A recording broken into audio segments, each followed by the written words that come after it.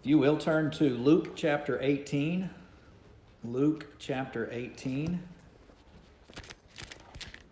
And I would like for us to think a little bit about Jesus' teaching in these first few verses, first 14 verses on prayer, and talking about some lessons in order to improve our prayer lives. Now, many different things could be said about prayer and what is involved in prayer, what is the nature of prayer, and so forth. But I think one of the things that we're going to learn from Jesus' message is the fact that prayer involves personally abandoning your own sense of righteousness and admitting your need for forgiveness from God, and then trusting in His grace, in the cross, in the atonement of Jesus Christ. And so, primarily, the parable of the Pharisee and the tax collector, Jesus reaches his main point, I think, of this passage. Now, he tells two parables of sorts about prayer. Now, the first 8 verses is about the persistent widow, the one who continually is going before the judge in order to seek help and justice in her life. But he also speaks another parable in verse 9, to some who trusted in themselves that they were righteous, and they despised others. And he's going to talk about two different people, a Pharisee and a tax collector. Now, these two different people would have been on the opposite ends of the social spectrum there in the religious nation. On the one hand, you had the Pharisee, who would have been viewed, commonly speaking, probably by the common person, as the religious leader, the upright, the most zealous for the law of God, the most righteous. And so he would have been the religious authority of the day. On the other end of the spectrum would be the tax collector, and that phrase would often be applied to somebody derisively. Well, that's a tax collector. In the same vein as a sinner, somebody who is despised by God because they're working for the Roman Empire, right? They're working for the Roman government that is antagonistic to God's kingdom. And so they would be the other end of that spectrum. And surprisingly, Jesus tells this parable to the end that the tax collector is the one who is accepted by God, and not the one that everyone would suppose is accepted by God, the one who is the religious authority and elite. Well, why is that? Well, that's the message of the parable. It's because of the way these two approach God in their prayers. Now, we read through here, and it says in verse 10 that 2 men went up to the temple to pray. One was a Pharisee and the other a tax collector. Now the Pharisee stood and prayed like this with himself, God, I thank you that I'm not like other men, extortioners and unjust, adulterers, or even as this tax collector. No, I fast twice a week, and I give tithes of all that I possess. But the tax collector, standing afar off, would not so much as raise his eyes to heaven, but he beat upon his breast, and he said, God, be merciful to me, a sinner. And based upon this parable, Jesus applies it in verse 14. He says, I tell you, this man, that is this tax collector, went down to his house justified rather than the other one. And the principle is stated, because everyone who exalts himself will be humbled, but he who humbles himself will be exalted. So it all has to do with the attitude of these 2 men in their prayers, and as it comes out in the things that they say in their prayers. So the prayer of the Pharisee is, I would say, shocking. It's shocking to hear somebody pray like this. Several reasons why it's shocking, and I don't know what makes it the most shocking. But, could it be shocking because, of course, he thinks that he is more righteous than everyone else that's praying to God. Right? He's lauding his own abilities and his own righteousness. God, I thank you that I'm not like other men. I thank you that I'm not an extortioner or unjust or an adulterer. I thank you that I'm not like this tax collector. But clearly, there's some categories of sin that he would be correct. Maybe he's not an extortioner. Maybe he doesn't embezzle funds. And maybe he doesn't live in adultery. But to assess your righteousness based upon a list of particular sins that you see around you is not the proper approach to God, is it? Now, in a strange twist of logic, it's also true that he's not as that tax collector. But not in the way he thinks that he's not like the tax collector. Because he's thinking, I'm not like the tax collector because I'm better than he is. I'm more holy. I'm more righteous. I'm closer to God than that tax collector. Well, he's not like the tax collector, but not for that reason. He's not like the tax collector because he doesn't have the attitude toward God that the tax collector has. And he's not more righteous than the tax collector. He's more condemned than the tax collector because of his approach to God. So it is a shocking prayer in that he is lauding his own righteousness. And it's a shocking prayer in that he begins to give a list of his positive works of righteousness. And here it's focused in on some purely positive injunctions in the law. To fast, to abstain from food, and to pay tithes. And you remember in Matthew 23 when Jesus talks about the Pharisees there, they were very careful to pay their tithes. They give a tithe of all the garden vegetables, right, and all of the things that they grow, and they're very careful, and so they are keeping these injunctions. But I think what Jesus is teaching us there and here also is that the injunctions are not ends in of themselves. They are a means to an end of deeper spirituality. That to fast twice a week is not solely about abstaining from food. It's about what that is to accomplish for you spiritually speaking. It's to help you focus on spiritual things instead of your own physical hunger. It's to learn to discipline your mind to bear under physical discomfort so that you can focus on spiritual matters. And what that works in your own spirit, in your own soul, is a discernment between the difference between fleshly and spiritual matters and spiritual, your connection with those two areas and the difference between the two. I mean, this is fasting 101, but the Pharisee, who should have been a religious leader, religiously educated along these lines, evidently he either didn't know it or it wasn't something that was on his mind, because he just focused on the fact that he abstained from food twice a week. It evidently didn't improve his prayer life. And of course, the giving of the tithes, though God does give, I want 1/10 of this and 1/10 of this, and this is what I want you to do, and he's giving these stipulations, the idea is learning what it means to sacrifice your goods, learning what it means to sacrifice the things that God has blessed you with, and to give them away in the name of God. But again, evidently these practices had not worked in this man what they were intended to work, because he wasn't approaching them correctly. Or perhaps the most shocking thing about this is that he's actually saying this to God.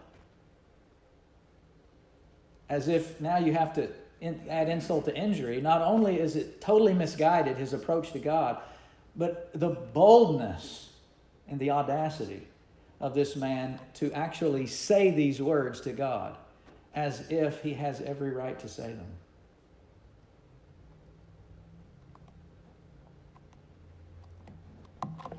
Or in one sense, you could say it's a little bit shocking, because if you in a technical sense, this really isn't even a prayer. He thinks it's a prayer. And I know Jesus says he went to the house of God to pray, but in a technical sense, it's not really a prayer. He's not beseeching God, depending on God's mercy and grace. He's basically letting God know how good he is. I mean, that's what you see in the prayer here. So it's a rather shocking thing.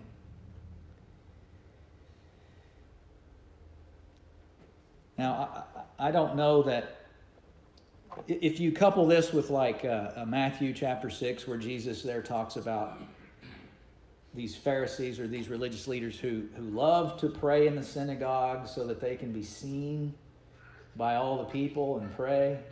You know, I could imagine perhaps they might pray lofty things.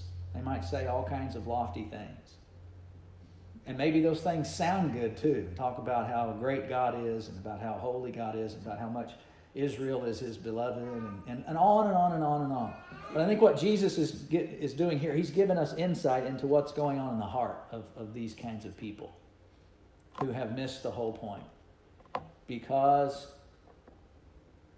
they are trusting in their own righteousness, in their ability to keep the stipulations and the minute details of the law. But all along, as Jesus says in Matthew 23:23, you've missed the weightier matters. You've missed the real point here.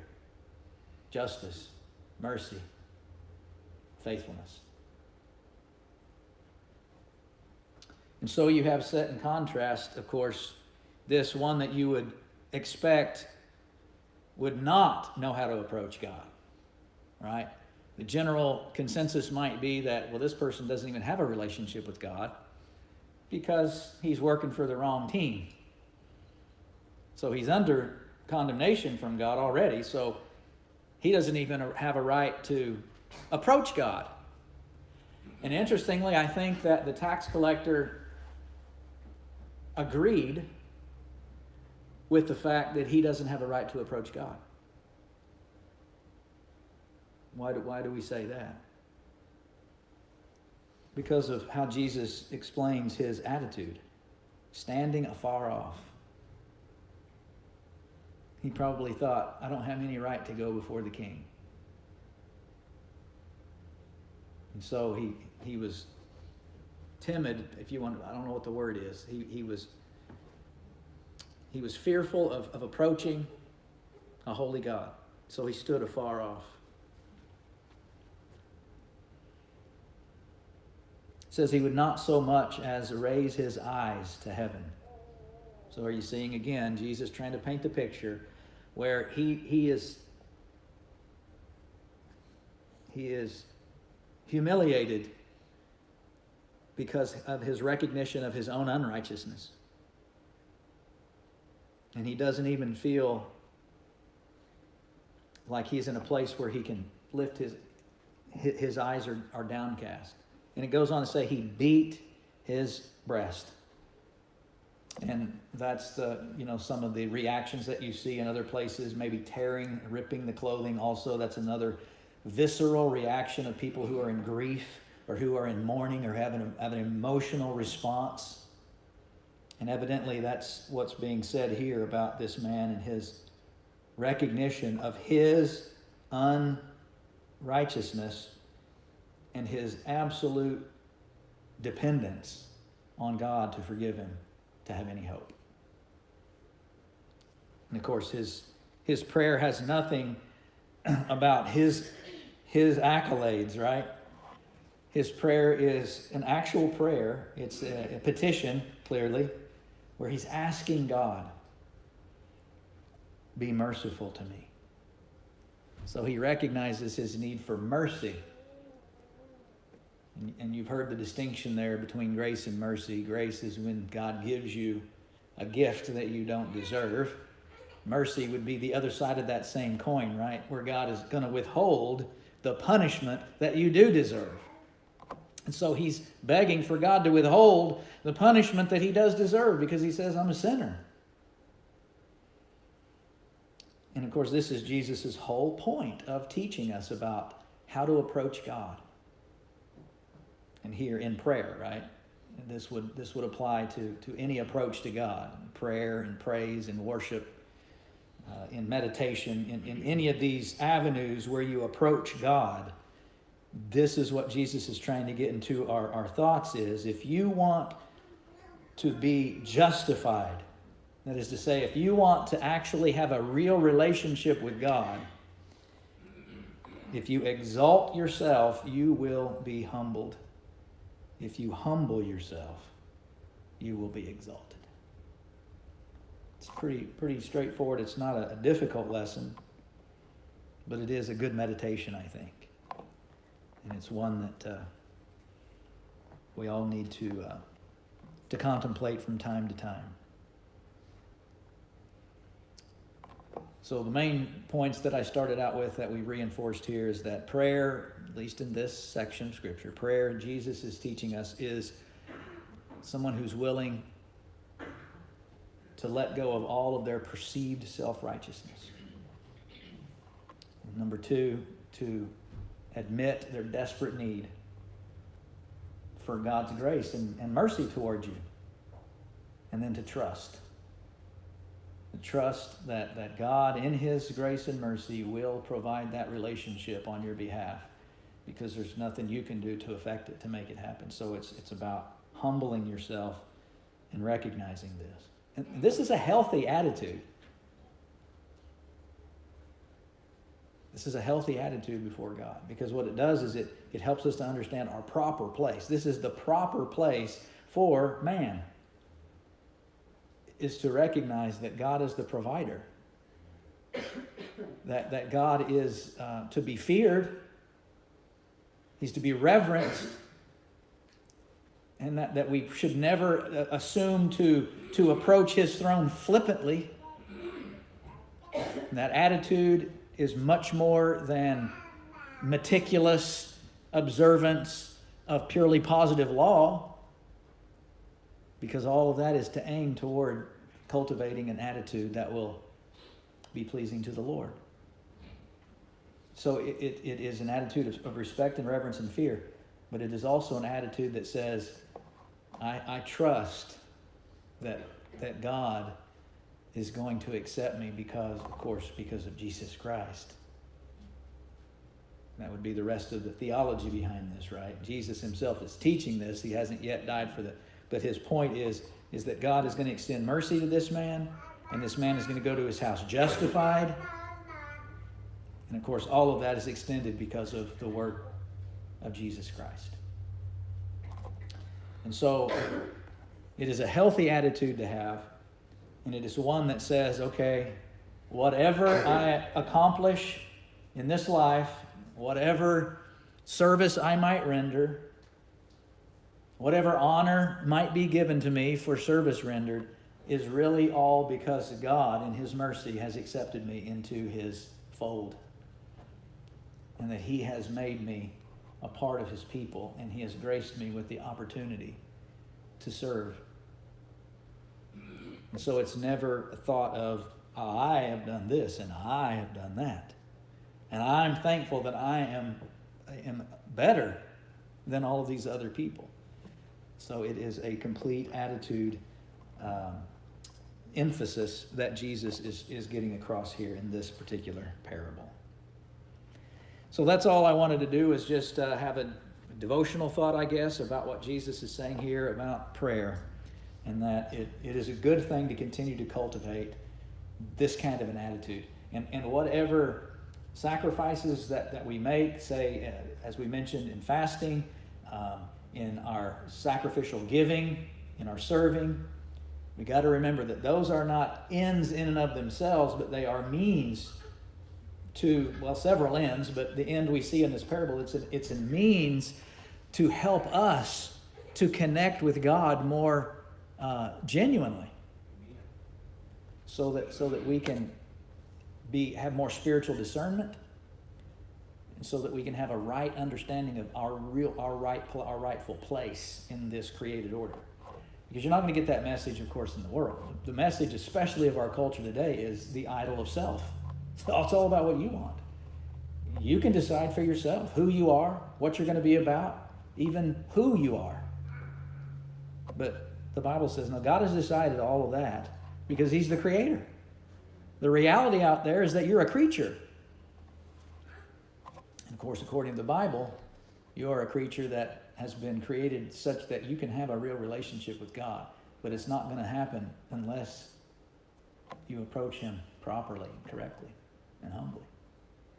And so we thank the Lord Jesus for teaching these kinds of lessons to us and giving us the opportunity to meditate upon these truths. So thank you so much for your attention tonight. We'll conclude the lesson with that. And hopefully it will enhance our prayers and our attitudes and our service to the Lord and one another. So we'll sing a song of invitation at this time. So if anybody needs to respond in a public manner, you can do that now. We're going to stand and sing a song of invitation. Come forward if you need to. Let us stand. While we pray and while